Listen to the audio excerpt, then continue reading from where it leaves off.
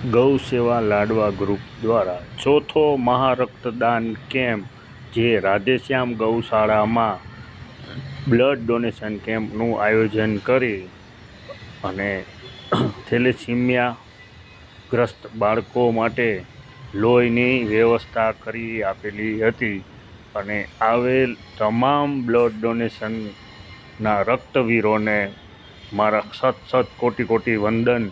જય ગૌ માતા. અને આવા નવા કાર્ય કરતા રહ્યો અને સમાજને એક નવું પ્રેરણા રૂપી આશ્વાસન આપતા રહ્યો. જય ગૌ માતા.